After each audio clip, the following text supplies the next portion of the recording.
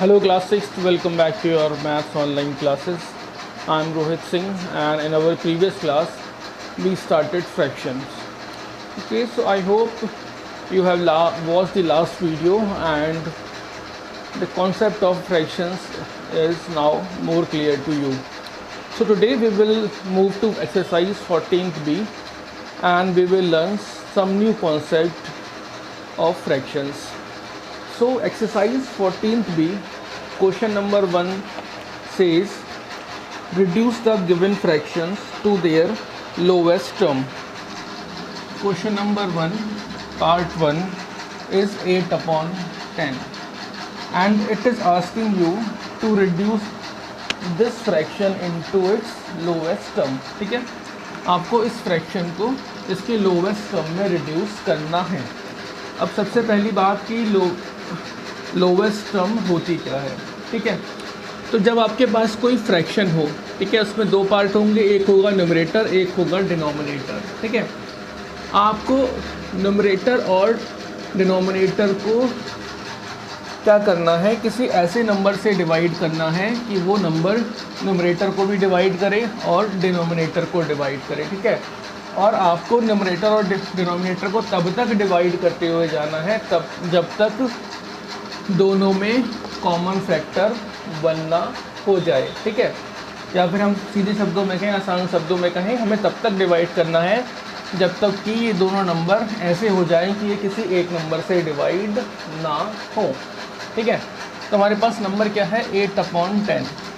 अब मुझे सबसे पहले मैं ट्राई करूँगा 2 से. ठीक है, 2 4 ज़ा 8 और 2 5 ज़ा 10. ठीक है, ये दोनों नंबर 2 से डिवाइड हो जाते हैं. तो क्या करूँगा, 2 4 ज़ा 8, 2 5 ज़ा 10. अब मैं इक्वल टू में क्या लिख दूँगा, 4 अपॉन 5. अब हम देखते हैं कि भाई ऐसा कोई नंबर है जो 4 और 5 दोनों को डिवाइड कर सके. Obviously no. 2 से 4 डिवाइड हो जाएगा तो 5 डिवाइड नहीं होगा. 3 से दोनों में से कोई डिवाइड नहीं होगा. 4 से 4 डिवाइड हो जाएगा पर 5 डिवाइड नहीं होगा. और 5 से 5 डिवाइड होगा बट 4 डिवाइड नहीं होगा. ठीक है, और 5 से ज़्यादा नंबर तो हम ले नहीं सकते क्योंकि हमारा सबसे बड़ा नंबर क्या है, 5 है. तो हमारा आंसर क्या हो गया, 4 upon 5. So 8 upon 10 into its reduce term is 4 upon 5. एक और एग्जाम्पल, एक और क्वेश्चन देखते हैं. 50 अपॉन 75. ठीक है, अब सबसे पहले ट्राई करते हैं 2 से. देखें, 2 का डिविजिबिलिटी रूल अगर आपको याद है तो आपको डिवाइड करना और आसान हो जाएगा. अगर नंबर का यूनिट डिजिट 2 से डिवाइड होता है तो वो पूरा नंबर भी 2 से डिवाइड हो जाएगा. ठीक है, ये कहता है 2 का डिविजिबिलिटी रूल. अगर किसी नंबर का यूनिट प्लेस 2 से डिवाइड होता है तो वो पूरा नंबर भी 2 से डिवाइड हो जाएगा. ठीक है, या फिर उसके यूनिट प्लेस में 0 हो तब भी वो 2 से डिवाइड हो जाएगा. ठीक है, तो 0 तो यहाँ पर है, दैट मीन्स ये नंबर 2 से डिवाइड हो जाएगा. बट 5 2 से डिवाइड नहीं होगा, दैट मीन्स ये नंबर 2 से डिवाइड नहीं हो सकता. ठीक है, अब 3 की बात करें. ठीक है, 3 का डिविजिबिलिटी रूल क्या कहता है, अगर नंबर का डिजिट ऑफ सम या फिर sum of digit, that means 5 plus 0 कितना हो गया, 5. अगर ये 3 से डिवाइड होता है तब आपका नंबर भी 3 से डिवाइड हो जाएगा. बट 5 प्लस 0 तो 5 हो गया और 5 3 से डिवाइड नहीं होता. ऐसे अगर इसको देखें, 7 प्लस 5 ये कितना हो गया, 12 3 से डिवाइड हो जाता है, दैट मीन्स ये नंबर भी 3 से डिवाइड हो जाएगा. बट हमें दोनों नंबर डिवाइड करने हैं इसलिए हम 3 से भी इसको डिवाइड नहीं कर सकते.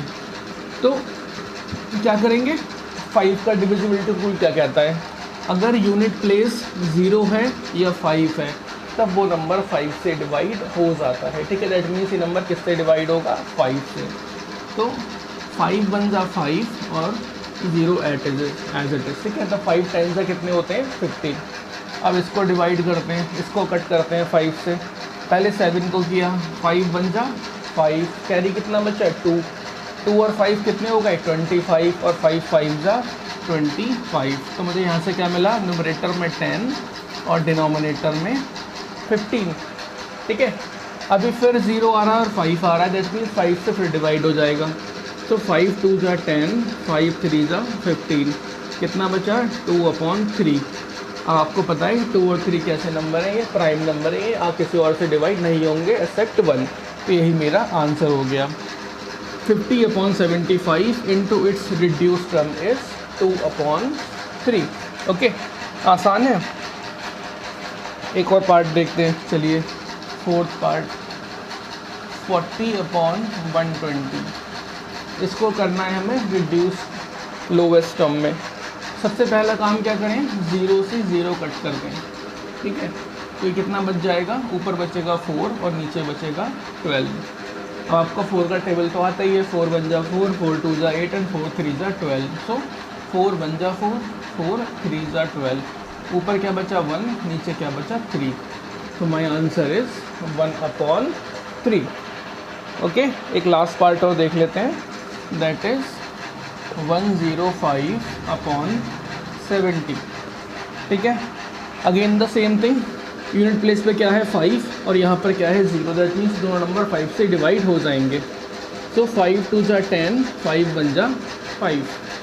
यहाँ पे करते हैं 5 1 जा 5, कैरी कितना बचा 6 7 2, 2 और 0 कितने हो जाएंगे 20, 5 4 जा 20। ऊपर क्या बचा 21, नीचे क्या बचा 14। ठीक है, अब 7 का टेबल आपको आता है, 7 3 जा 21, 7 2 जा 14। ऊपर क्या बचा 3, नीचे क्या बचा 2। So my answer is 3/2। So 105/70 into its reduce term is 3/2। Okay, so this is how we reduce a given fraction into its lowest term. ठीक है, अभी अगर आपको इस तरह से काटना नहीं आ रहा है तो आप क्या करें, सिंपली डिवाइड कर लें, जैसे हम आप करते हैं 5 से आप 70 को डिवाइड कर लें, 5 1 जा 5, कैरी 2 0, 5 4 जा 20। तो क्या आया 14 और यहाँ से भी क्या आया था 14। ठीक है, तो धीरे धीरे आप प्रैक्टिस करेंगे तो आप भी मेरी तरह डायरेक्ट डिवाइड करना सीख जाएंगे।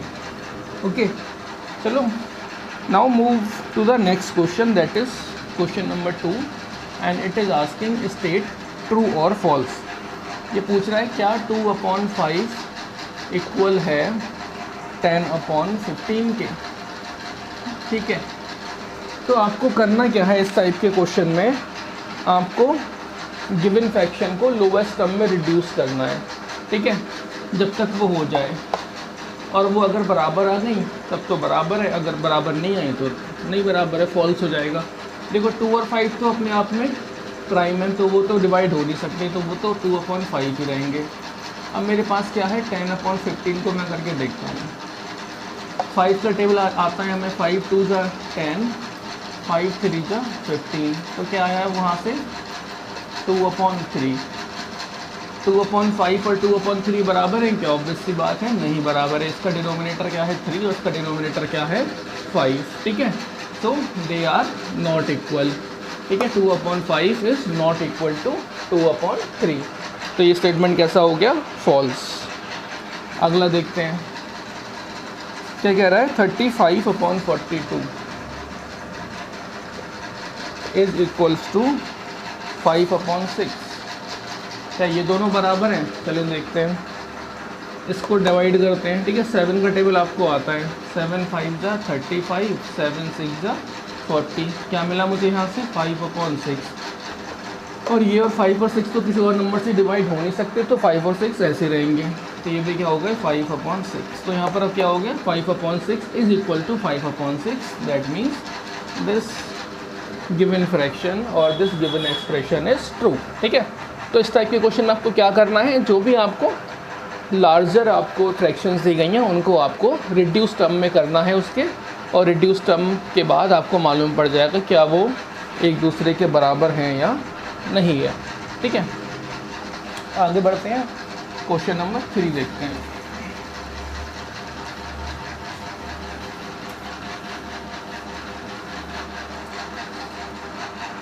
क्वेश्चन नंबर 3 कहता है विच फ्रैक्शन इज ग्रेटर,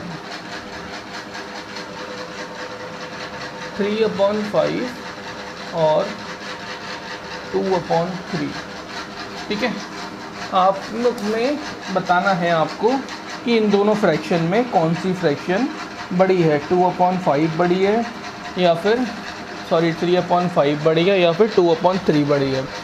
तो सबसे पहला काम, जब भी आपको फ्रैक्शन के क्वेश्चन में पूछा जाए कि बताओ विच इज़ ग्रेटर, बताओ विच इज़ स्मॉलर, और arrange the fraction in ascending order और arrange the fraction in descending order, इस टाइप का कोई भी क्वेश्चन, तो सबसे पहला काम है मुझे मेरी गिवन फ्रैक्शन को लाइक फ्रैक्शन में कन्वर्ट करना है। किस में कन्वर्ट करना? लाइक फ्रैक्शन में। ठीक है, लाइक फ्रैक्शन क्या होती हैं?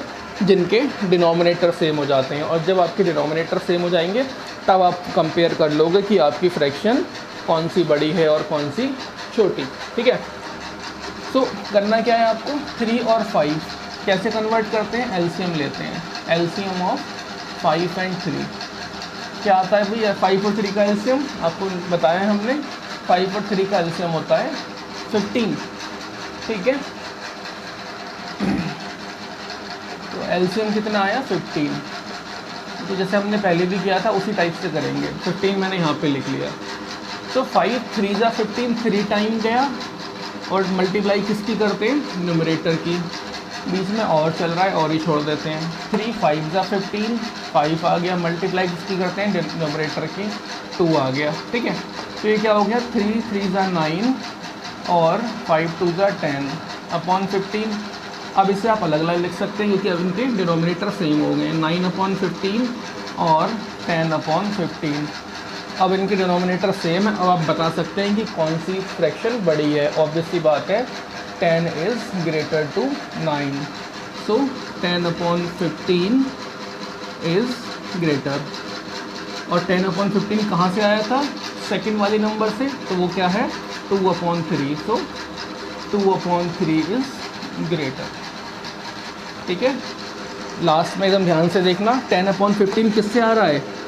पहले यहाँ से यहाँ, यहाँ से यहाँ, यहाँ से यहाँ और यहाँ से यहाँ, 2/3 से आ रहा है। सो 10/15 और 2/3 इज़ द सेम थिंग। 10/3 को अगर मैं रिड्यूस करूँगा तो वो क्या हो जाएगा? 2/3। देखो 5 2 जा 10, 5 3 जा 15, सो 2/3 इज़ ग्रेटर। ठीक है, तो कुछ नहीं करना, बड़े आसान से सवाल हैं। जब भी ग्रेटर स्मॉलर असेंडिंग डिसेंडिंग पूछें, एलसीएम लो, डिनोमिनेटर सेम करो और न्यूमरेटर को कंपेयर कर लो, आपका सवाल चुटकियों में हो जाएगा।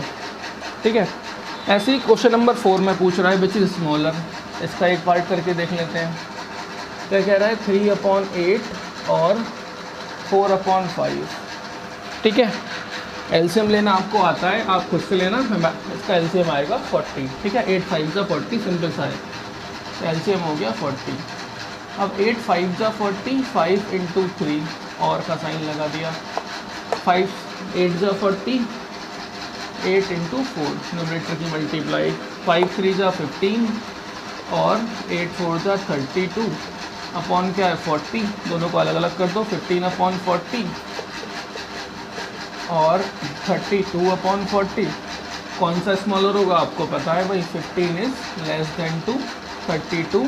सो आंसर क्या हो गया? 15/40। और 15/40 कहाँ से आया होगा? 3/8 से, और 3/8 इज़ स्मॉलर। ठीक है, कौन सा छोटा हुआ? 3/8। आपको ये एरो नहीं लगाना, ये मैंने आपको एरो समझाने के लिए बताया है। ठीक है, तो this is how you tell that which fraction is smaller और ग्रेटर। ठीक है, आगे बढ़ते हैं।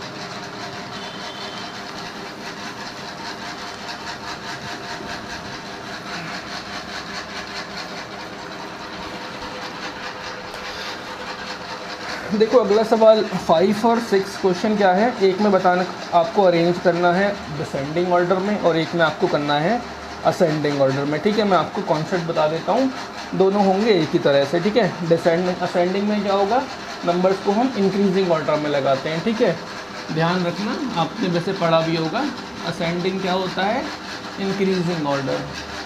ठीक है, इंक्रीजिंग मतलब पहले 1 फिर 2 फिर 3 इस तरह से। और डिसेंडिंग क्या होता है? डिक्रीजिंग ऑर्डर, घटते हुए क्रम में, मीन जैसे 3 फिर 2 फिर 1। ठीक है, आपको इस तरह से अरेंज करना है। और फ्रैक्शन क्या गिवन है आपके पास? 5/16, 13/24, 7/8। जैसा कि मैंने आपको अभी बताया कि करना क्या है, आपको पहला काम इनको लाइक फ्रैक्शन में कन्वर्ट करना है, इनके डिनोमिनेटर सेम करने हैं। तो 16, 24 और 8 का एलसीएम निकालना आपको आता है, फिर भी मैं आपको बता देता हूँ निकाल के क्या आएगा इसका एलसीएम आएगा 48। क्या करेंगे 16, 24 एंड 8, 2 8 ज़ा 16, 2 12 ज़ा 24, 2 4 ज़ा 8, 2 4 ज़ा 8, 2 6 ज़ा 12, 2 2 ज़ा 4, 2 2 ज़ा 4, 2 3 ज़ा 6, 2 1 ज़ा 2, 2 1 ज़ा 2, 3 ऐसे 1 और 3 1 ज़ा 3, 3 1 ज़ा 3। तो एलसीएम कितना हो गया 2 मल्टीप्लाई 2 मल्टीप्लाई 2 मल्टीप्लाई 2 मल्टीप्लाई 3, 4 2 ज़ा 4, 4 2 ज़ा 8, 8 2 ज़ा 16, 16 3 ज़ा 48। तो एलसीएम कितना आया 48। तो लाइन ड्रॉ करेंगे, एलसीएम लिख देंगे 48। अब डिवाइड करें 16 3 ज़ा 48, 3 मल्टीप्लाई न्यूमरेटर दैट इज़ 5, 24 2 ज़ा 48, 2 मल्टीप्लाई न्यूमरेटर 13, 8 6 ज़ा 48, 6 मल्टीप्लाई 7 क्या हो जाएगा 15, 13 2 ज़ा 26, 6 7 ज़ा 42/18। ठीक है, अब इसको मैं अलग अलग कर दूँ, क्या हो जाएगा 15/18, 26/48, 42/48। किस ऑर्डर में अरेंज करना है, डिसेंडिंग मतलब सबसे पहले बड़ा फिर उससे छोटा फिर उससे छोटा। सबसे बड़ा कौन सा है ये, सबसे पहले क्या आएगा 42/48 और साइन किसका आएगा ग्रेटर देन का। ये किससे बड़ा है 26/48 से, और ये किससे बड़ा है 15/48 से। ठीक है, so this is how you convert these fraction. अब क्या करेंगे, अब ये नंबर जहाँ से आए थे उन फ्रैक्शंस को लिख देंगे। 42 किससे आया है लास्ट वाले नंबर से, तो लास्ट वाला नंबर क्या था 7/8। 26 किससे आया है बीच वाले नंबर से, वो कितना है 13/24। और 15/48 कहाँ आया, किससे है पहले वाले नंबर से, पहले वाला नंबर क्या है 5/16। तो this is my final answer. मैंने अपनी इन फ्रैक्शंस को डिसेंडिंग ऑर्डर में लिख दिया। ठीक है, अगर आपसे पूछता असेंडिंग ऑर्डर में तो आप क्या करते, इनको उल्टा कर देते। सबसे पहले क्या आता 5/16 is lesser than 13/24 is lesser than 7/8। ये हो जाता है इसका असेंडिंग ऑर्डर। ठीक है, सो आज की क्लास यहीं पर ख़त्म करते हैं। आज आपने सीखा कि कैसे हम अपनी फ्रैक्शन को रिड्यूस करते हैं, कैसे हम कंपेयर करते हैं और कैसे हम उन्हें असेंडिंग और डिसेंडिंग में अरेंज करते हैं। ठीक है, तो आई होप आपको आज की क्लास में समझ आया होगा। And if you feel any doubt you can write in the comment section and do not forget to like, comment and share. Thank you, take care.